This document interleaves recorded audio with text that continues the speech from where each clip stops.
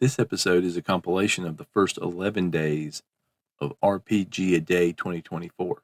If you've been listening to my podcast daily, you don't need to listen to this episode. Day 1. Theme, Runes. Quest, Describe a monster. When we found the beast, it was already halfway through the thick stone castle walls. It was an elongated oval. Its shell glistened in the light of our lanterns, covered with some sort of mystical symbols. What seemed like 100 thin, segmented legs clung to the interior of the wall where it had excavated. We heard a loud, sharp crack and crunch, and several of the symbols on its back lit up as a piece of the interior of the wall disappeared into what appeared to be some sort of mandibles. "What is it?" Sully asked, and as he spoke, several large eyes on the end of stalks extended from the top of its shell and twisted in our direction. A sound of grinding of stones against each other came from within the beast as it turned towards us. It skittered around towards us, the upper part of its shell bending back, showing a mouth of 12 sharp segments. There was a rumble, and with lightning speed, the beast leapt, and that was when the horror began. Day 2. Theme, Forest. Quest, Create an NPC. Enrin raised a hand in a clenched fist. It was a signal that the beast was approaching. Until that moment, he had been hidden. From the day I first encountered him in the jungles outside Tanat, no one had ever been able to see him once he made it within the confines of the foliage, unless, of course, he wanted to be seen. He shook his fist twice to the left, indicating the creature was coming from somewhere just off the trail that we had left. It was time to stand and fight. After our initial ambush, we had run, and he had used all his woodcraft to try to lose the beast and to hide all signs of our passage. We had learned much from the elf over the years, learning how to pass by enemies without a trace, even within an arm's breadth of them. But all his knowledge and skill had not been enough. His fist changed to an open hand, indicating the creature was drawing ever nearer, and it was almost time to make our stand. And sure enough, now even I could hear the sounds of the beast coming through the underbrush that his sensitive ears must have picked up long ago. Then the hand disappeared, and I could no longer see even his silhouette. But I knew from times past that he was drawing his bow, with several arrows laid on the ground beside him. As soon as the beast was close enough, he would unleash a flurry of flying steel against it, and then draw his hand axes for the bloody battle that was to come. And I knew he would do it with a smile on his face, and probably with a song in his throat. Day 3. Theme, Demonology. And the quest, Create a random table. When the demon is summoned, roll 1d8. If the result is equal to or lower than the spell level used to summon the demon, then the demon's hit die is that which was desired. If the roll is above the spell level used, then add the number above the spell level to the hit dice. Roll a d8 to determine the type of damage the demon does: fire, ice, acid, thunder, lightning, stone, steel, or shadow. The demon is also immune to this type of damage. Roll a d8 for each hit die of the demon from the same selections to determine what types of damage the demon is resistant to. If the same type comes up more than once, the demon is also immune to that type of damage. If the demon's hit die is above the spell level that was cast to summon it, there will be an opposed roll of d12s. The magic user will add the spell level they used to summon the demon to their roll. The demon will add their hit die to theirs. If the magic user wins this roll, the demon will remain under the magic user's control for an hour, and then the roll will have to be done again. If the demon wins the roll, Roll 1d4, the demon's reaction. The results from low to high: disintegrate the nearest creature, attack the summoner, laugh and leave, or offer the summoner a deal. In any case, after the demon has been present for 1 round, it will give off, roll 1d4, a smell of decay, a horrid shriek, intense heat or cold, or blinding light.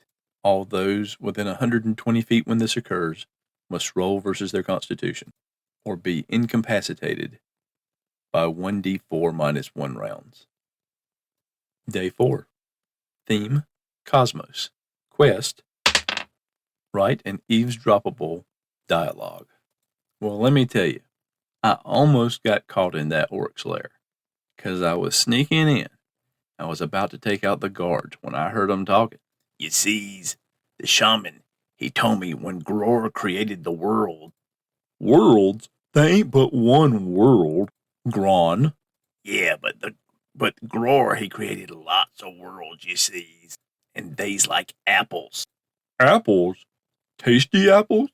Some of them are tasty apples, and on them apples, we orcs, we just can fight and feast and have all kinds of fun all the time.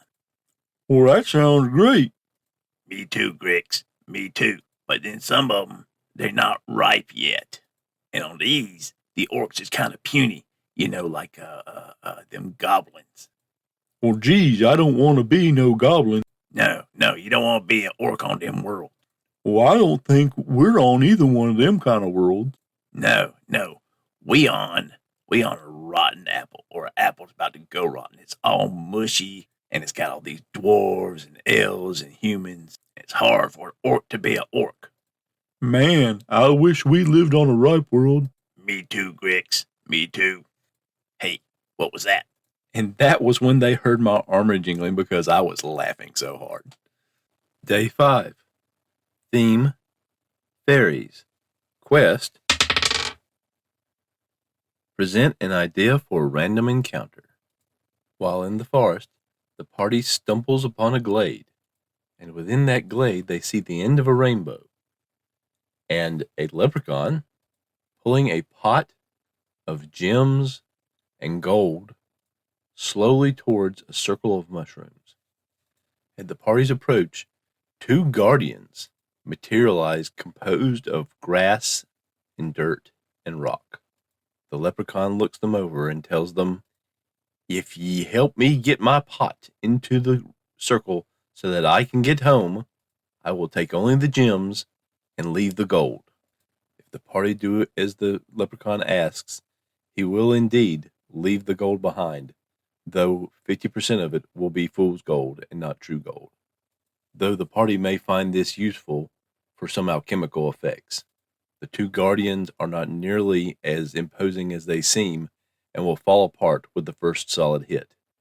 But the colors of the rainbow can be utilized by the leprechaun for protection, and with each round of combat, there is an ever-increasing chance that the noise, along with the presence of the rainbow, will attract other parties interested in the gold for themselves.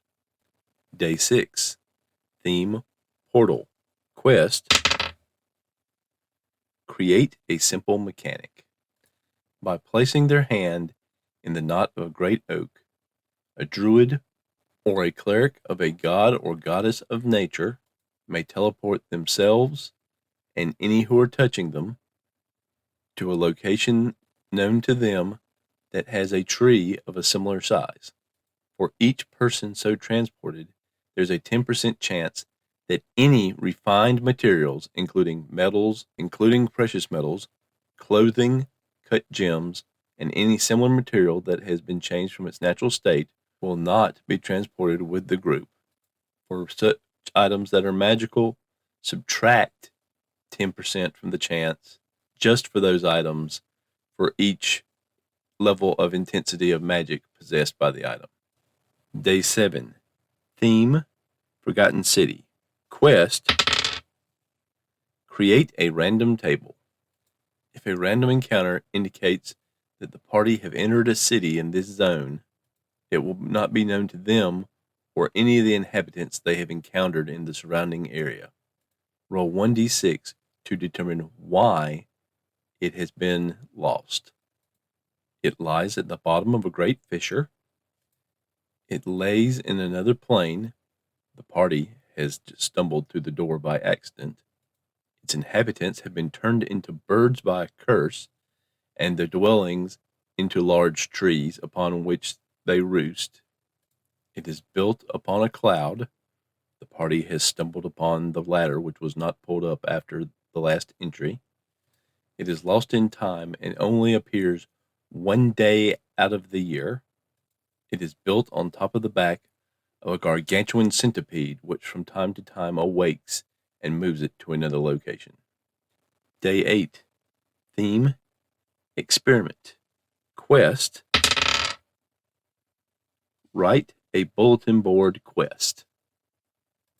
Flavius Fogger seeks courageous adventurers to sample his wondrous elixirs and wield tremendous items of power crafted by his own hands. Utilization of such items may have unintentional side effects, ranging from slight tinkling to burning sensation to transmogrification of form or soul. Day 9. Theme: Heroes. Quest: Invent an item. The legend of the Axe of Akbar is known throughout the land.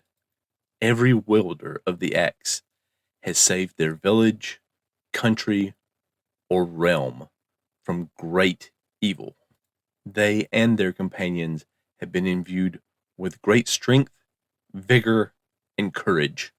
Though its exact effects and powers are unknown, it is consistently regarded of warning its user whenever they risk being ensnared. Day 10. Theme: Steampunk. Quest: Write an eavesdroppable dialogue. As the party approaches the boiler room of the airship, they will hear the yelled voices of the workers within. Do you think we'll make it to the port soon? Oh yeah, we'll be there soon. The captain has his eye on a mechanical eye. If he keeps replacing parts like that, there's not going to be much dwarf left in him. Well, he's going to need it for our next trip when we go to pick up. Insert quest MacGuffin here. Isn't that guarded by? Insert name of legendary beast here. Don't you worry about that. Our cannons will handle that beastie, I promise you that. Well, if that's what we're doing, shouldn't we just go straight there? I mean, what if somebody else beats us to it? Oh, don't you worry about that. The captain has paid off all the right people. Nobody else is looking for it. Looks directly into camera and winks. Day 11. Theme: Invasion. Quest: Invent an item. Gentlemen, pay very close attention. The manifold reticulator is the pinnacle of human science. It utilizes nutritious waves and focuses them through several klaxon crystals, which have been refined to bypass the aliens' defenses at the apex of our attack, while our soldiers clear a path of enemy combatants, including the power-armored infantry. We will fire it through the portal, where it will invoke sympathetic instability in the atmosphere of their world. And then there will be a kaboom, a world-shattering kaboom.